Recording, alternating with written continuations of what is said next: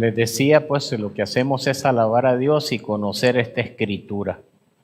Y Dios ha hecho cosas bien hermosas.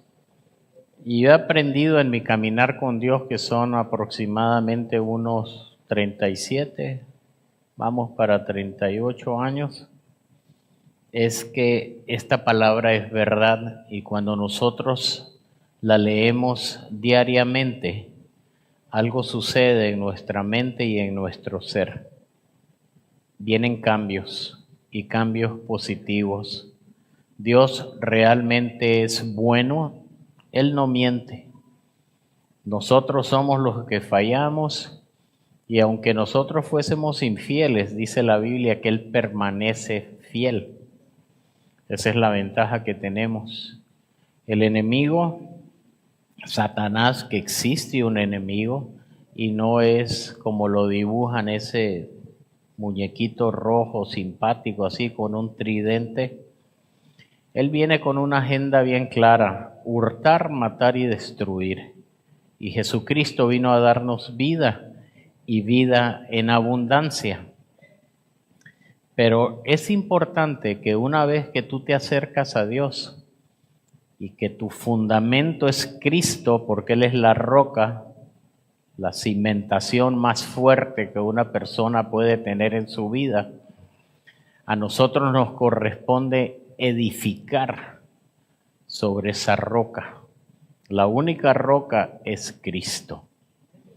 Y en el capítulo 24 de Proverbios, el verso 3, dice: una casa se edifica con sabiduría.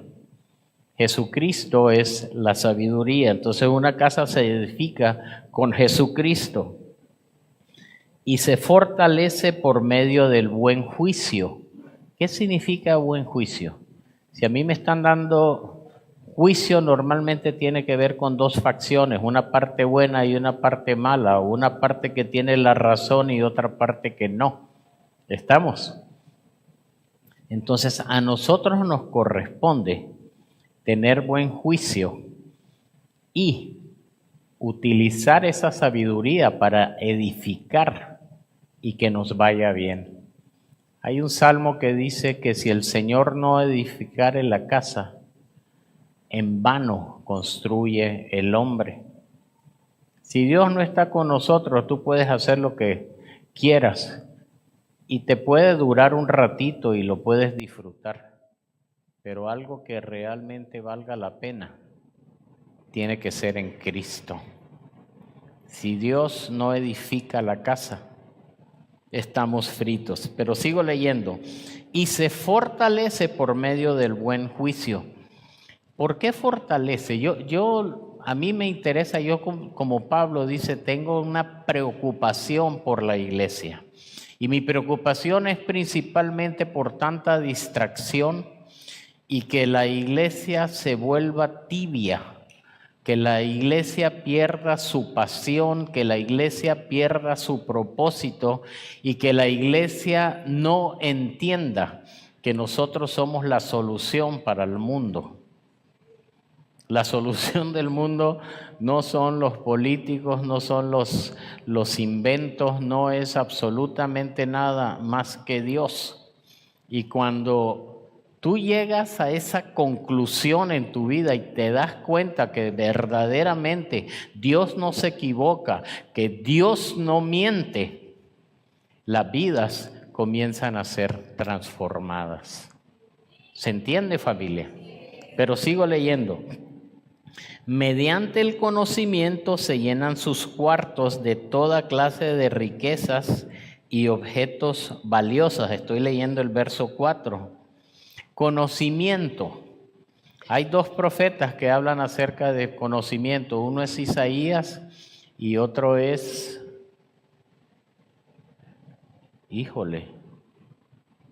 no sé si era Ageo, si era Habacuc, el que dice: mi pueblo fue llevado cautivo por falta de conocimiento, o mi pueblo pereció porque le faltó conocimiento. Si me lo googlean para que lo podamos ver y no digan que el pastor les está inventando algo.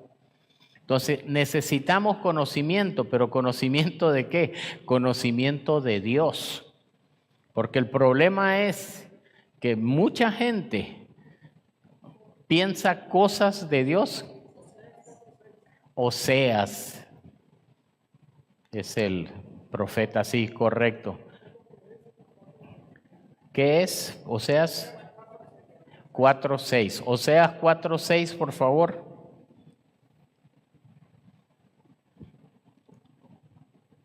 Mi pueblo está siendo destruido porque no me conoce.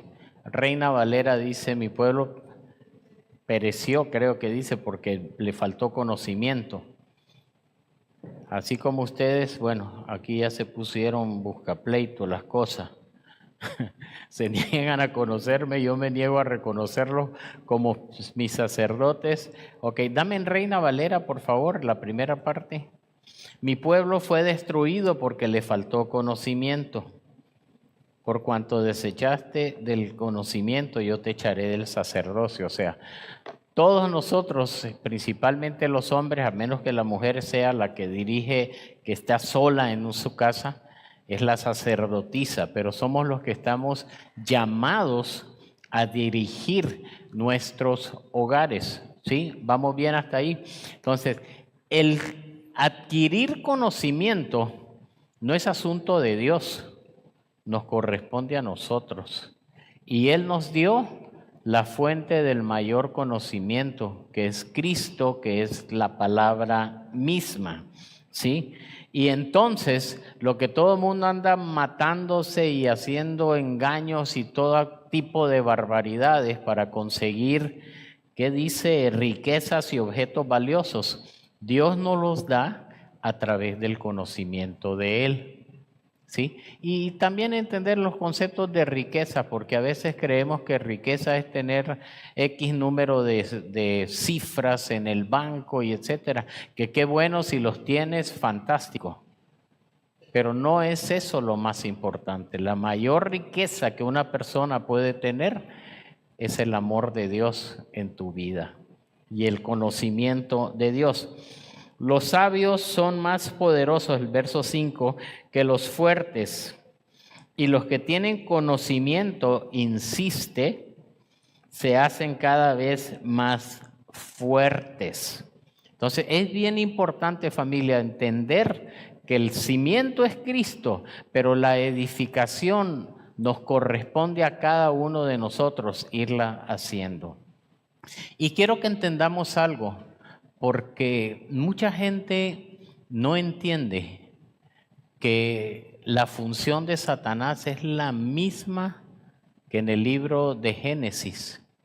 ¿Se acuerdan cuando Eva le dice a la serpiente, no, es que Dios dijo? Con que Dios dijo. No es cierto. El día que ustedes tomen de ese fruto van a adquirir todo el conocimiento. Tenían todo el conocimiento, toda la sabiduría, hechos a imagen y semejanza de Dios mismo. Pero fueron engañados por la serpiente. Y eso es lo que Pablo también escribe ahí en el capítulo 11 de Corintios, primera o segunda. Lee los dos, te va a hacer bien. Que dice que de la misma manera que Satanás engañó a la mujer, que ahora eso también esté sucediendo. ¿Qué es lo que el diablo hace? Te quiere hacer creer que todo lo que Dios dice es mentira. Y si tú te apartas de la Escritura y te pones a estar viendo las redes sociales, por más prédicas que escuches, tú necesitas hacerte parte de una iglesia local. ¿Por qué? Porque ese es el diseño de Dios. A mí me preguntas por qué. Oye, qué cómodo estar en la casa sin agraviar, ¿verdad? Los que nos están viendo en en las redes sociales. Pero, ok, seguimos. Así que no vayas a la guerra sin consejo sabio. Es bien importante entender que estamos en guerra. La victoria depende de que tengas muchos consejeros. Este es el mejor consejero que puedes tener. Y en la iglesia puedes encontrar también consejeros sabios. Pero gente que te aconseje en base a lo que Dios dice, no a lo que sienten. ¿De acuerdo? ¿Vamos bien? Ok, vamos a entrar en materia, familia. Primera de Corintios, primera carta de Pablo a los Corintios.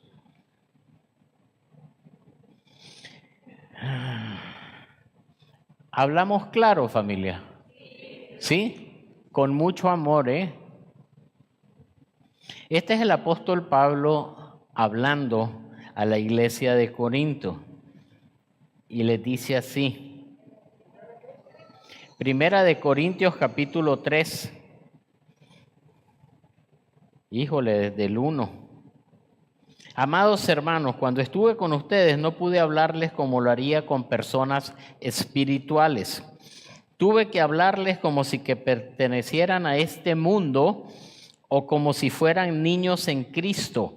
Tuve que alimentarlos con leche, no con alimento sólido, porque no estaban preparados para algo más sustanciosos. Y aún no están preparados porque todavía están bajo control de su naturaleza pecaminosa. Quiero que entendamos algo. Cuando tú te acercas a Cristo y le pides perdón por tus pecados, todos ellos son limpiados, ¿sí? Pero la tendencia, como les explicaba hace ratito, el enemigo siempre te va a hacer creer que estabas mejor antes. Y dice un proverbio que el que piensa que estabas mejor antes es tonto, ¿sí? Ahí lo busca, te lo dejo de tarea. Pero seguimos leyendo. Dice, porque todavía, tienen celos unos de otros y se pelean entre sí. ¿Acaso eso no demuestra que los controla su naturaleza pecaminosa? ¿No viven como la gente del mundo? Cuando uno de ustedes dice, yo soy seguidor de Pablo, y otro dice, yo sigo a Apolos, ¿no actúan igual que la gente del mundo? O sea, quiero que entendamos algo. El hecho de venir a este lugar, el hecho de haber hecho la confesión de fe y pedirle perdón a Dios por tus pecados, eso no te perfecciona, ¿sí? De repente ves a alguien y te recuerda algo que te hizo o algo que te hizo y le quieres imponer manos en el cuello, ¿verdad? Y dice, pero por eso es que Pablo también nos aconseja en Gálatas 2:20, bueno, en Reina Valera es que me la sé de memoria, pues, que, ¿cómo es que dice? Ya no vivo yo, mas Cristo vive en mí y la vida que ahora vivo en la carne, la vivo en la fe del Hijo de Dios. Gálatas 2:20 en Reina Valera, please.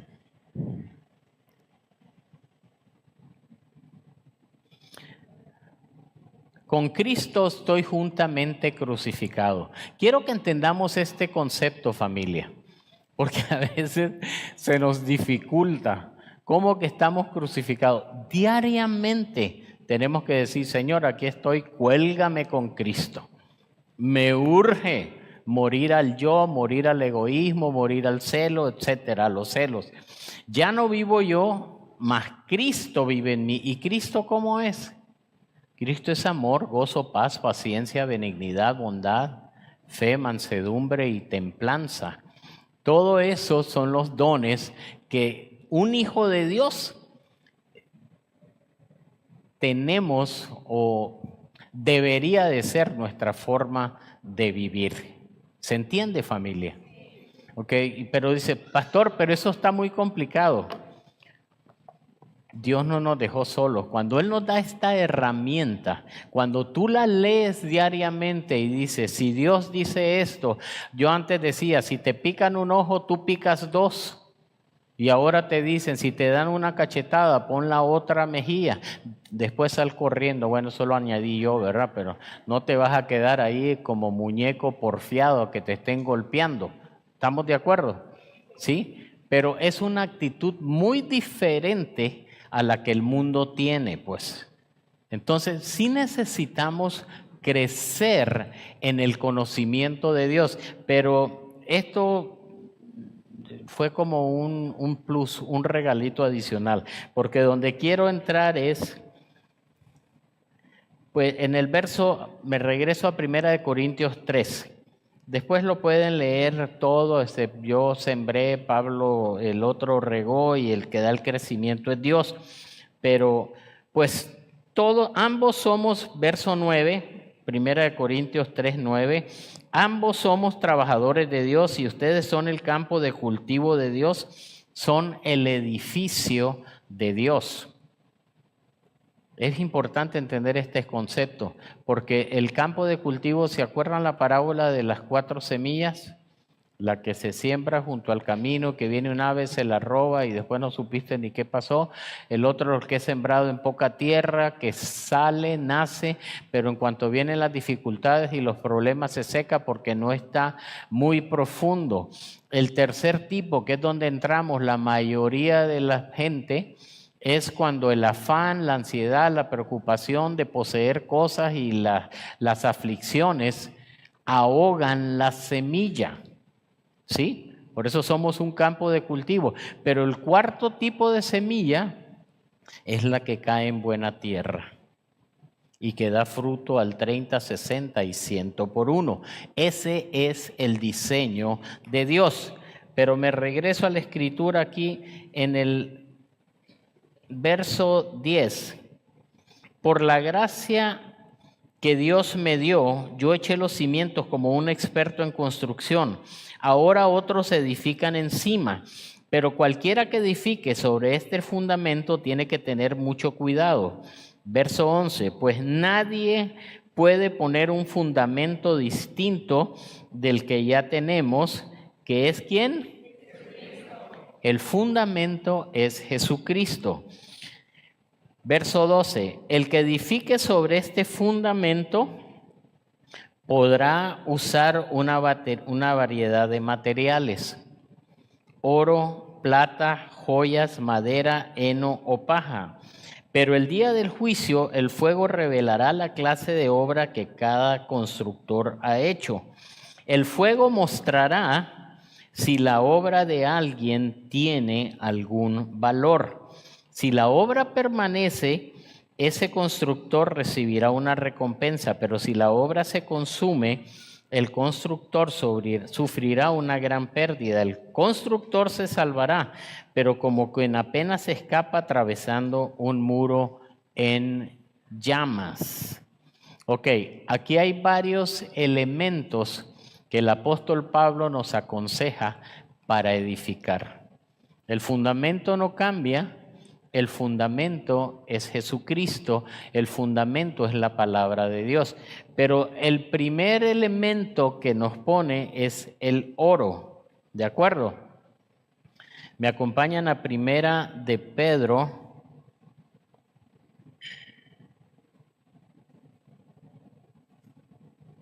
el capítulo 1.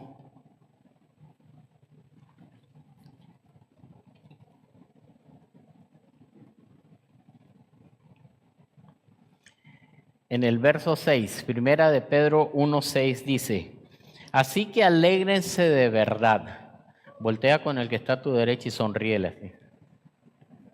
Alégrense, alégrense, correcto. Si sabes que no te pasa nada cuando te ríes. Hay algunos de ustedes que piensan que quizás es pecado. Sigo. Así que alégrense de verdad, les espera una alegría inmensa, inmensa, aunque tienen que soportar muchas pruebas por un tiempo breve. O sea, si Dios a mí me está diciendo, mira, alégrate porque viene una alegría inmensa sobre tu vida. Pero pastor, ¿cómo me dices eso? Me dice, no sabes lo que estoy viviendo en este momento. Mira, hay una canción de Rigo Tobar que me cantó un amigo. Dice, ¿qué tiene que ver eso con la Biblia?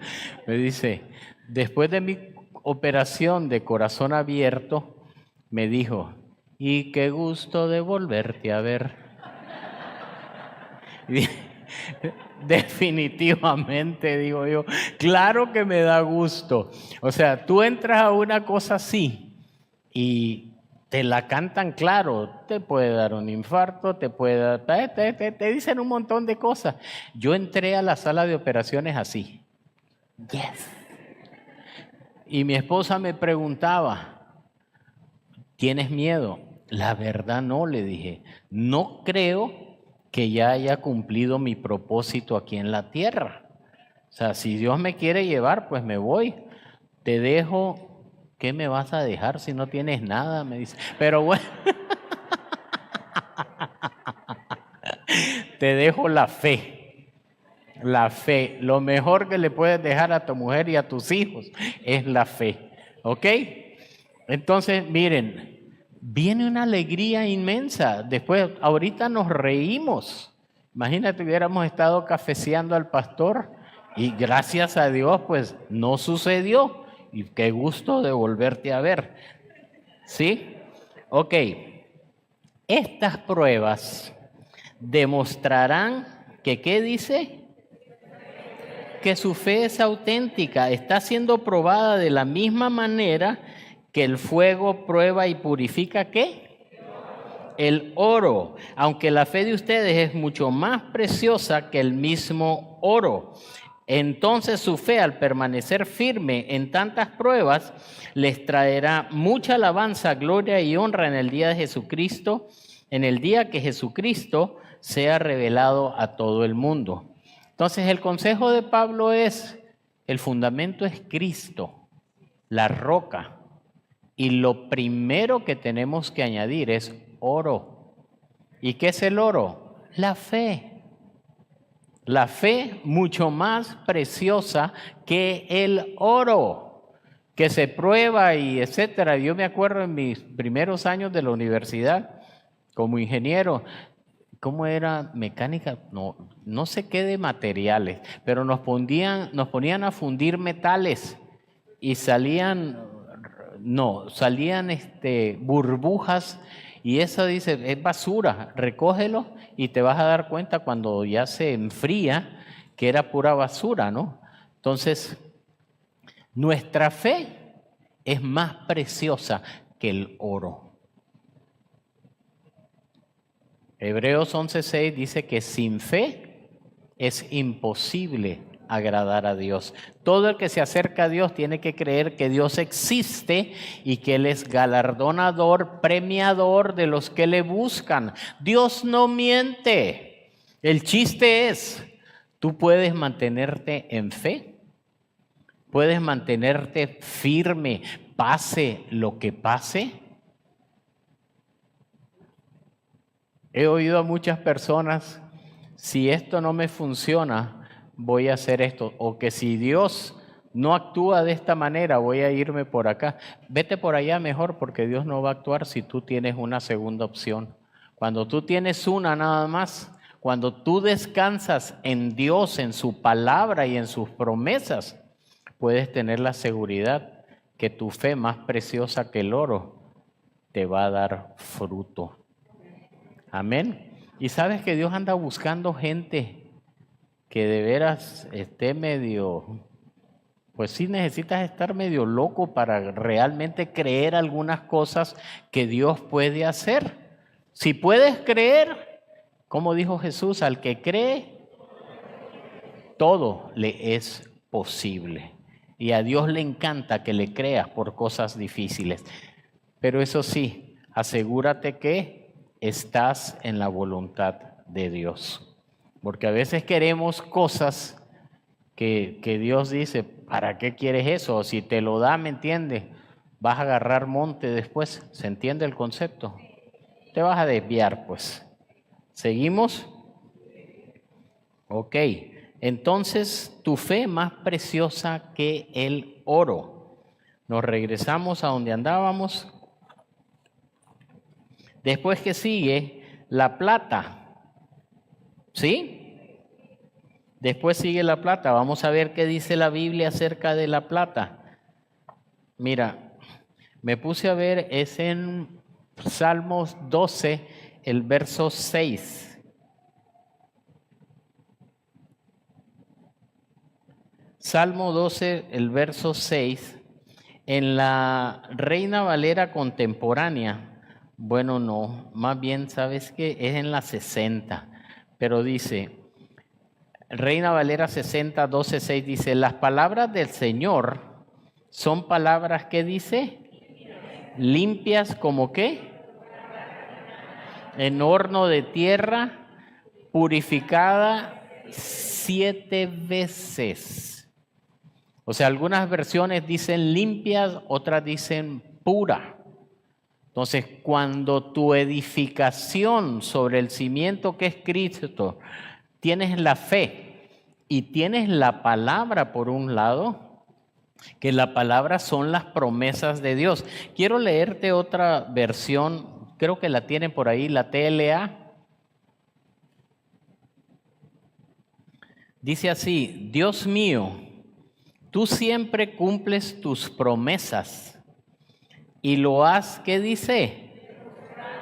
Una y otra vez. Yo por años escuchaba eso, no sé cuántos de ustedes han oído acerca de que la fe es ciega. Eso es mentira. La fe no es ciega. La fe tiene los ojos así y una memoria más grande todavía. ¿Se entiende? Yo tengo fe que Dios hace por todo lo que ha hecho en mi pasado, con mi esposa, con mis hijos, con amigos, milagro tras milagro y siguen los milagros. ¿Cómo no lo voy a creer? ¿Cómo no lo voy a amar con todo lo que soy si veo que todas y cada una de sus promesas son sí y son amén en Cristo Jesús? Pero ¿dónde está mi corazón? ¿A dónde está mi confianza? ¿Está en Él? ¿O estoy viendo todas las opciones diferentes que pueden? ¿Se entiende, familia? O sea, Dios es fiel. Dios está esperando. Créeme y me voy a manifestar. Amén. Le sigo leyendo. Tus promesas son más valiosas que plata refinada. Podrá haber malvados en el mundo y la maldad ir en aumento, pero tú siempre nos proteges y nos defiendes de esa gente. Aquí tradujeron el 6 y el 7, si mal no recuerdo, en la TLA. Pero no lo dice 6 nada más. Pues estoy inventando. A ver las 7. Salmo 12, 7, please.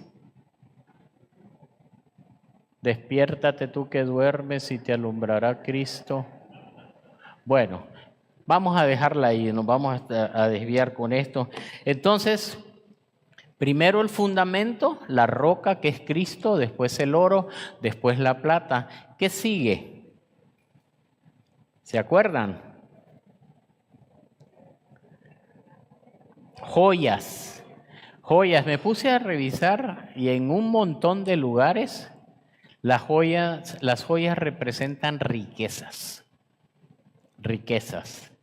Y las riquezas no son malas, se necesitan riquezas para hacer muchas obras buenas.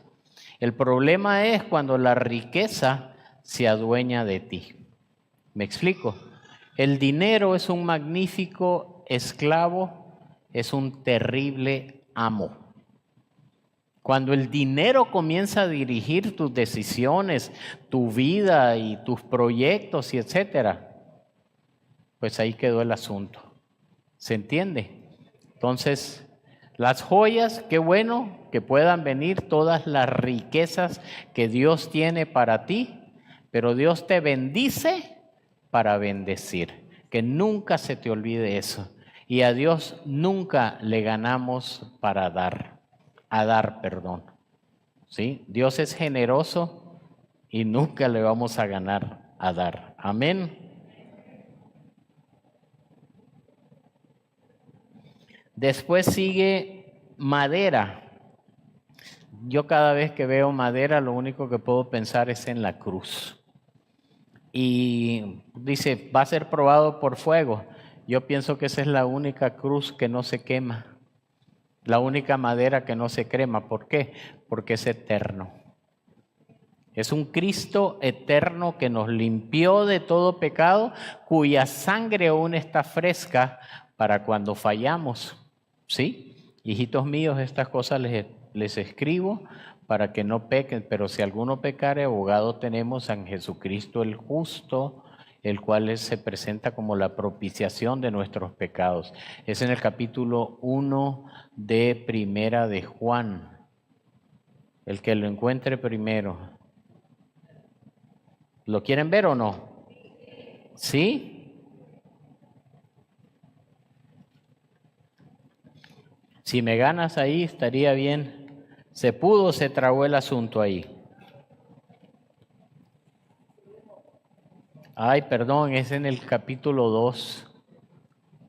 Es Primera de Juan, capítulo 2. Mis queridos hijos, les escribo estas cosas para que no pequen, pero si alguno peca, tenemos un abogado que defiende nuestro caso ante el Padre. Es Jesucristo el que es verdaderamente justo. Él mismo es el sacrificio que pagó por nuestros pecados, y no solo los nuestros, sino los de todo el mundo. Pero, a ver, en Reina Valera, please. Y esta, el 1, perdón, 2:1. Hijitos míos, estas cosas les escribo para que no pequen. Si alguno hubiere pecado, abogado tenemos para con el Padre, a Jesucristo el justo. O sea, otro cimiento que tenemos, pues es la cruz. Y es el arrepentimiento de nuestros pecados. Y después vienen el heno y la paja. Que eso pues no necesitas ser mago para darte cuenta que te puede servir para encender una carne asada, tal vez, si, para encender así de volada. ¿De acuerdo? ¿Sí?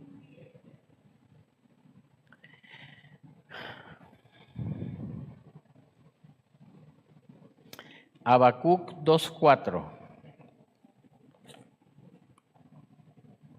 Bueno. Mira a los orgullosos, confían en sí mismos y su vida, ¿qué dice? Y sus vidas están torcidas. ¿Pero qué dice? Por su fidelidad a Dios. Dámelo en Reina Valera 60, por favor. He aquí aquel cuya alma no es recta, se enorgullece, mas el justo por su fe vivirá. Y esto sí lo hemos platicado en alguna ocasión, es como cuando en la Biblia se aparece varias veces algo. Sí lo hemos platicado, familia. Ok, está en Habacuc 2:4, está en Romanos 1:17. ¿Me lo das en Romanos 1:17, por favor? Porque en el Evangelio la justicia de Dios se revela por fe y para fe, como está escrito, mas el justo por la fe vivirá. Dámelo en la NTV, please. Esa buena noticia nos revela cómo Dios nos hace justos ante sus ojos, lo cual se logra de principio al fin por medio de la fe. Como dicen las Escrituras, es por medio de la fe que el justo tiene vida. Gálatas 3:11, por favor. Queda claro entonces que nadie puede hacerse justo ante Dios por tratar de cumplir la ley. Esto es importante entenderlo, familia. Cuando nosotros nos acercamos a Cristo es por gracia. Su gracia nos limpia de todo pecado, no es por lo que hagas o dejes de hacer. Claro que cuando tienes a Cristo cambias y ya no eres la misma persona que vive en maldad y queriendo hacer daño y etcétera. Dice, por tratar de cumplir la ley, porque las Escrituras dicen, es por medio de la fe que el justo tiene vida. Entonces, ¿qué podemos concluir? Espérame un segundito que quiero ver cuál es el otro que me faltaba. Hebreos 10:38, por favor.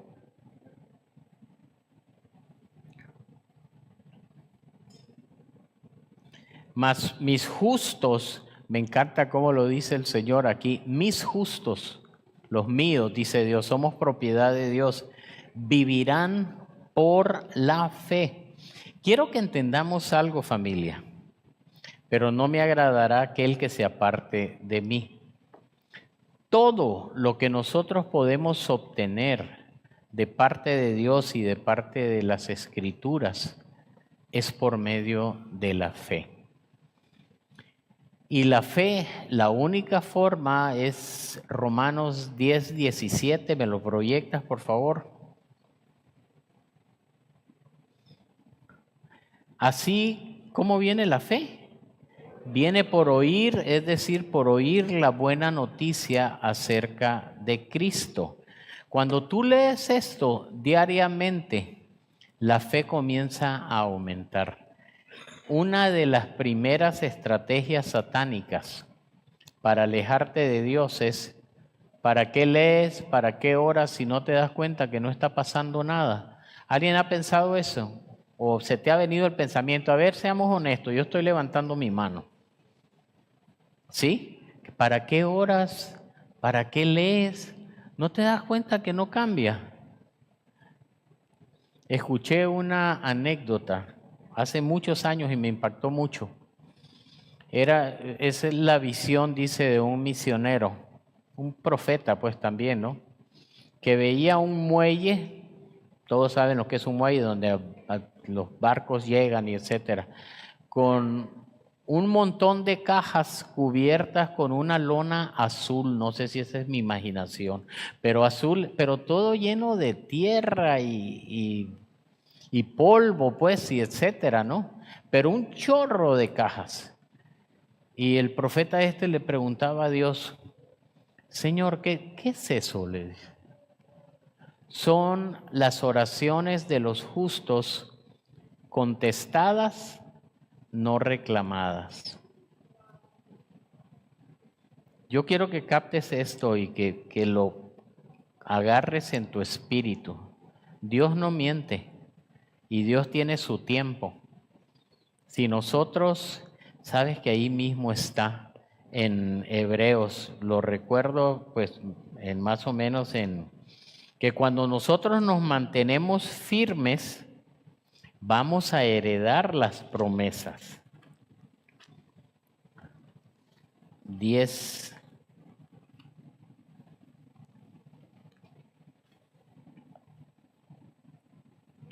¿Les está sirviendo, familia? ¿Sí? O sea, Dios no miente. Dios no miente. Nosotros somos testigos, mi familia y yo, de cómo Dios ha sido fiel. En el verso 35 de Hebreos 10. Por lo tanto, dice, no desechen la firme confianza que tienen en el Señor. Amén, amén, amén, amén, amén. Ya la desecharon, no hemos ni terminado y ya desecharon la firme confianza que tenemos en el Señor. Otra oportunidad. Por lo tanto, no desechen la firme confianza que tienen en el Señor. Tengan presente la gran recompensa que les traerá. Perseverar con paciencia. Esa es la palabra clave, familia. Perseverar con paciencia, y si esta paciencia, si no me equivoco, la palabra que hay en el griego original es hupomone. Es una paciencia con expectativa, con alegría de que sabes que va a llegar el día y el regalo de Dios, la recompensa de Dios. Tengan presente la gran recompensa que les traerá. Perseverar con paciencia es lo que necesitan ahora para seguir haciendo la voluntad de Dios. No te desvíes. Miren, hay algunos de ustedes, podemos hablar clarito, que necesitan cambiar de amistades. ¿Están aquí? Yo sabes que de veras a la gente que no veo que está caminando conmigo, que no habla, que no piensa parecido a mí, Aquí estoy cuando necesites ayuda con muchísimo gusto. Pero yo no voy a estar metiendo basura ni veneno a mi cerebro ni a mi espíritu. Hay personas que de plano, en serio, nomás te acercas y, uy, Dios mío, le quieres sacar la vuelta. ¿Sí o no? ¿Sí es cierto? Ok, Dios no miente, pero tú tienes que tener cuidado con quién te juntas, en serio, para que tu fe aumente, para seguir haciendo la voluntad de Dios. Léelo conmigo. Entonces recibirán todo lo que Él ha prometido. 37, pues dentro de muy poco tiempo aquel que viene vendrá sin demorarse. Mis justos, 38, vivirán por la fe.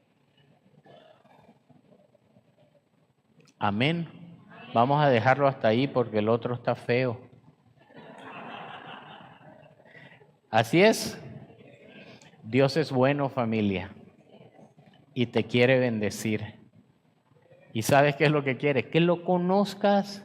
Ahora sí, dame cómo me gusta ese verso en Oseas 6:6.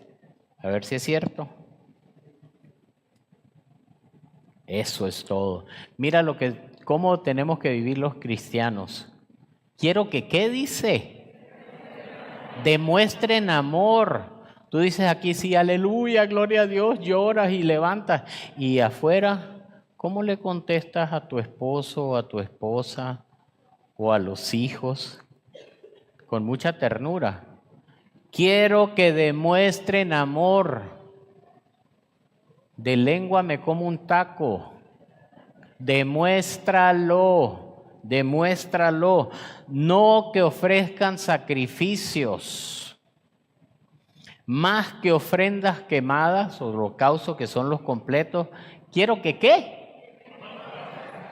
Y la única forma en que yo sé que puedes conocer a Dios es a través de esta escritura revelada por el Espíritu Santo. Mantén comunión con Dios, no es tan difícil. Apaga la tele y las redes sociales, hombre. Y léelo unos 15, 20 minutos, media hora, una hora podrías. ¡Wow! Te aseguro que tu vida cambia. Dile, Señor, quiero cambiar. ¿Cuántos de ustedes le han dicho a Dios? Ni yo me aguanto, Dios. Mira, ahí hay unos levantando la mano, me gusta, que están honestos. Ni yo me aguanto. La mejor forma de cambiar es a través de esta escritura, abrazándola y tomándola de donde viene, de Dios mismo. Les amo, familia.